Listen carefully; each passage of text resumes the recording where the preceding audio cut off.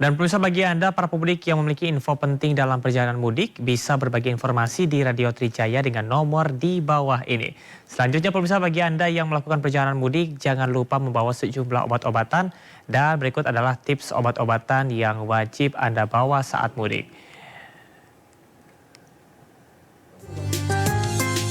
Arus mudik lebaran sudah dimulai. Nah, bagi Anda yang akan atau sedang dalam perjalanan mudik menuju kampung halaman, jangan lupa simak tips berikut ini soal obat-obatan yang wajib dibawa saat mudik. Pertama, obat parasetamol untuk menurunkan gejala demam dan nyeri. Kedua, obat anti alergi untuk mencegah alergi kambuh saat perjalanan. 3. Obat anti mabuk agar mencegah Anda mabuk selama perjalanan.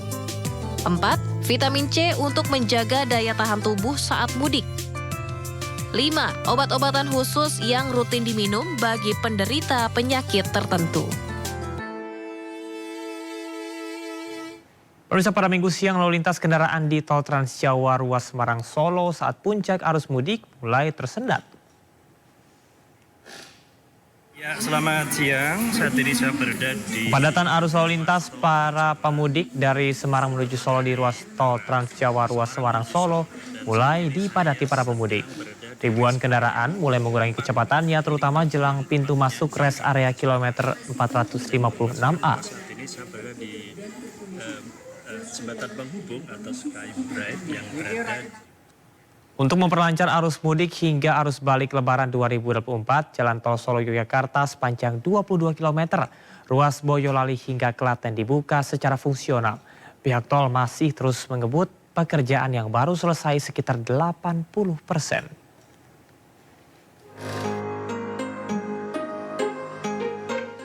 Inilah kondisi Jalan Tol Solo Yogyakarta di ruas Banyudono, Boyolali, Jawa Tengah. Meski pengerjaannya baru 80%, rencana jalur ini akan dibuka secara fungsional untuk arus mudik tanggal 5 April hari ini hingga 15 April.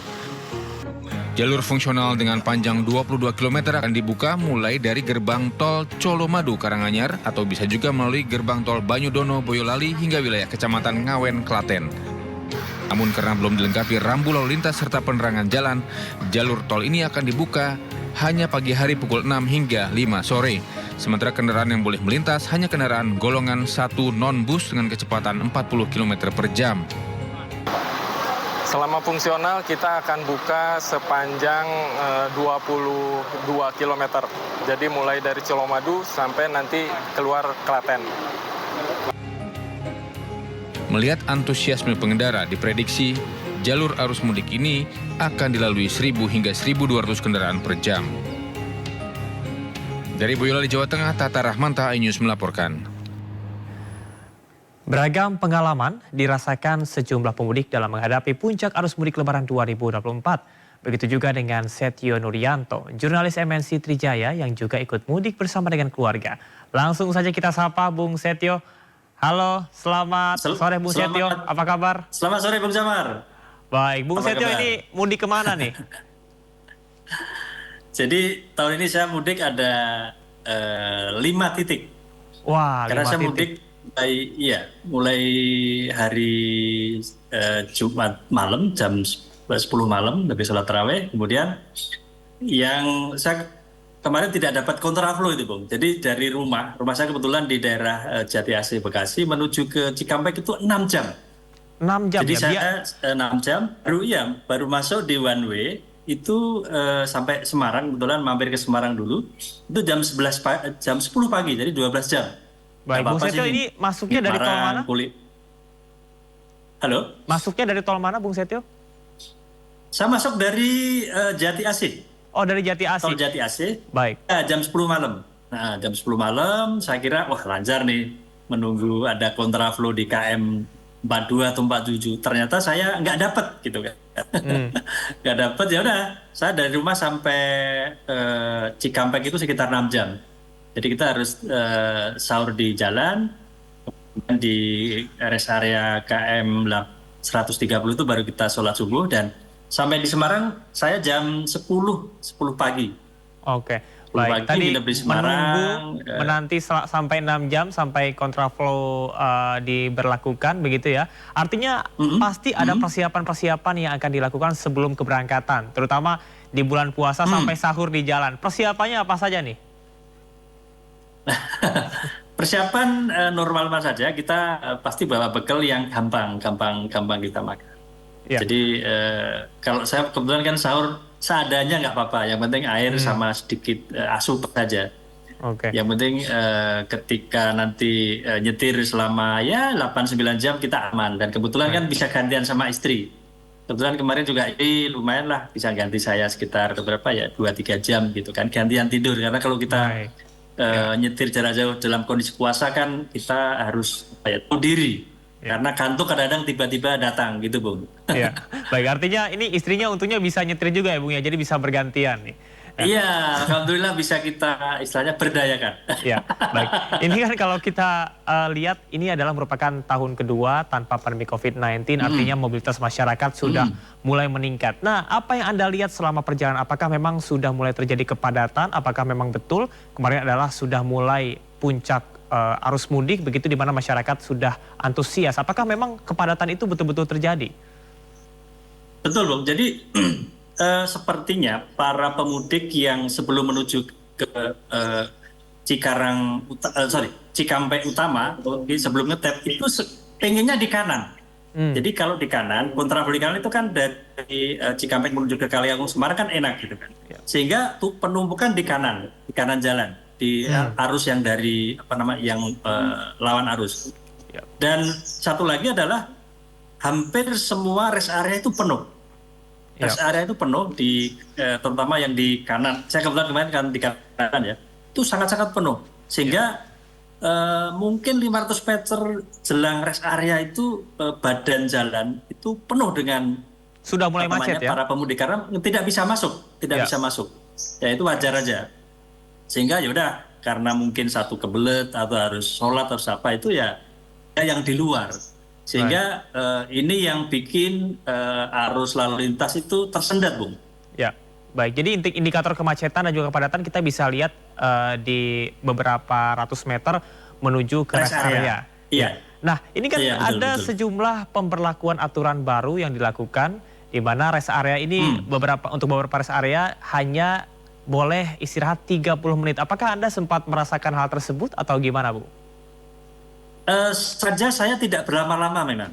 Jadi saya masuk rest area itu kalau nggak salah 2 kali ya. Itu memang misalkan saya pengen ke toilet, ya udah ke toilet aja, tidak ada yang lain gitu kan. Iya. Dan kebetulan kan kita sudah wanti-wanti untuk tidak minum yang banyak gitu kan. Mengantisipasi itu aja, Bung. Jadi kita kalau biasanya kan kita ke rest area mungkin istirahat dulu dan teman-teman, kita kebetulan enggak. Dan ditolong oleh bisa gantian untuk nyetir itu. Jadi istirahatnya di jalan aja, yang tidur gantian saja, nggak usah di rest area. Itu trik kami untuk tidak berlama-lama di rest area. Baik, ini jadi salah satu tips juga ya, kalau misalnya perjalanan jauh bisa gantian gitu ya, atau kita bisa menemukan rest area terdekat begitu ya. Lebih baik kita menahan terlebih dahulu, istirahat yang cukup kalau misalnya ngantuk apalagi ya, supaya tidak menghindari hal-hal yang tidak diinginkan begitu, Bung ya. Betul. Ya. Bung, ini kalau kita lihat perjalanan Anda dari Bekasi menuju ke Surabaya tadi ya. Nah, kira-kira... Bukan. Saya sekarang di Jogja nih, Bung. Saya di titik kedua. Oke, iya, baik. Ini dari Bekasi, dari Bekasi menuju ke Jogja, dari 5 titik yang nantinya seperti Anda sebutkan akan kunjungi. Kira-kira titik-titik ruas jalan mana saja yang sudah terjadi kepadatan hingga dengan siang hari tadi? Iya, kebetulan titik pertama saya kan di Semarang. Semalam saya menginap di Semarang. Kemudian tadi pagi saya lewat ini, Bung. Saya lewat ruas tol Trans Jawa yang dari Semarang ke Solo. Dan sekarang mau mencoba yang kedua kalinya tol fungsional Solo Jogja. Kalau tahun kemarin baru 8 kilo dari Kartosuro menuju ke Belanggu Klaten, tahun ini kan ada penambahan 23 kilo. Itu sangat-sangat membantu. Sangat-sangat membantu untuk saya bisa sampai ke tujuan ke titik kedua, saudara yang di Jogja. Dan tadi sengaja saya pukul 12.00 tadi mampir ke rest area yang menurut saya menarik, yang KM 456 yang ada Skybridge-nya itu. Di situ lah. Saya tadi begitu lihat di atas atau di Skybridge habis sholat, itu arus lalu lintas yang dari Semarang menuju Jogja itu tersendat. Waduh, dalam hati, wah ini lama banget sampai ke ke Klaten atau ke Colomadu untuk belok ke fungsional. Ternyata itu hanya sebentar saja. Jadi titik kebetulan itu tidak sampai start, tapi hanya tersendat saja, Bu. Iya. Karena kan kalau ruas tol dari Semarang ke Solo itu kan banyak tanjakan. Jadi mungkin ada yang pelan, mungkin ada yang minggir begitu.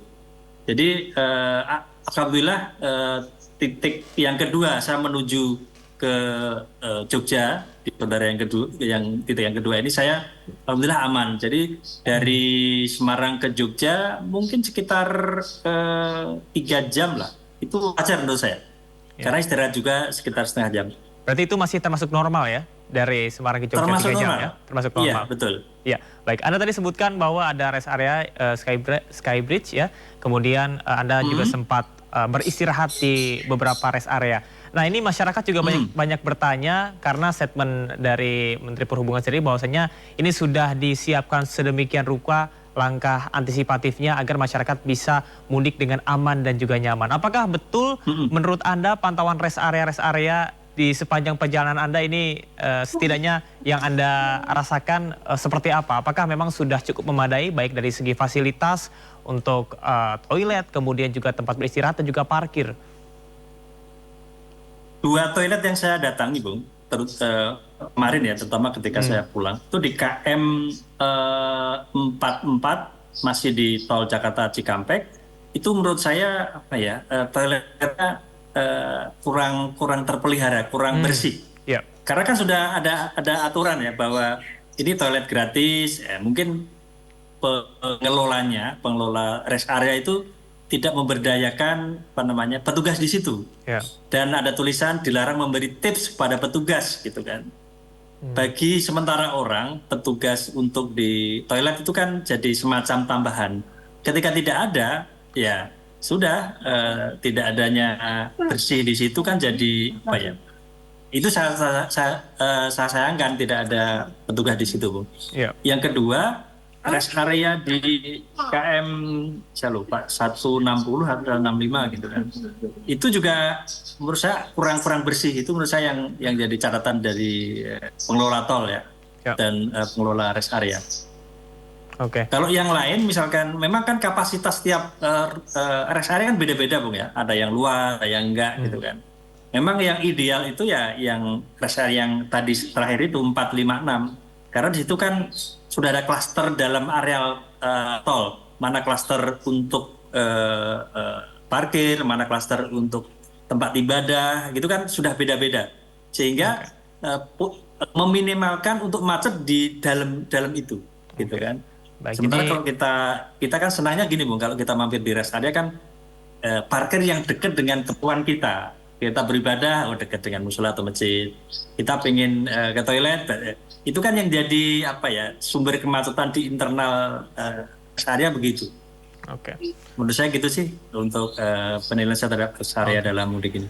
Ya, Bung Seto, ini artinya sangat menarik sekali ya. Mungkin bisa menjadi salah satu PR juga karena Menteri Perhubungan juga nanti bersama dengan jajaran akan terus melakukan pemantauan dari H-7 sampai dengan H+7 Lebaran. Mudah-mudahan ini juga bisa diperhatikan ya untuk rest area yang ada di sepanjang jalan tol supaya masyarakat bisa mudik dengan aman dan juga nyaman gitu ya. Apalagi untuk beristirahat gitu, sangat penting. Nah, satu lagi nih, Bung. Ya. Kan PT Jasa Marga menggaransi atau menjamin ada stasiun pengisian untuk mobil listrik. Beberapa SPBU yang saya datangi memang ada itu, Bung. Oh, itu ya, sudah ada untuk mobil listrik ya?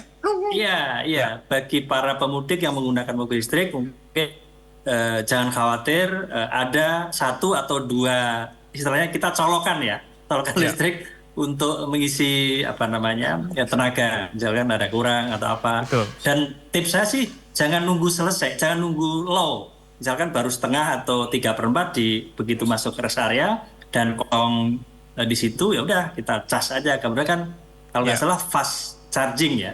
Jadi cepat ngisi kita untuk di situ. Baik. Tipsnya untuk Pak pemudik yang mobil listrik begitu, Bung. Artinya yang diakomodir bukan hanya untuk mobil dengan bahan bakar bensin saja ya, namun juga untuk masyarakat yang juga menggunakan mobil listrik. Ini tidak perlu takut karena sudah ada mungkin stasiun-stasiun pengisian yang sudah disediakan di rest area di sepanjang jalur tol begitu ya. Dan baik, terima kasih atas informasinya Bung Setio. Mudah-mudahan perjalanan mudik berjalan dengan lancar. Terima kasih Bung Setio, jurnalis radio MNC Trijaya, dan selamat bertugas kembali. Salam untuk keluarga, selamat mudik.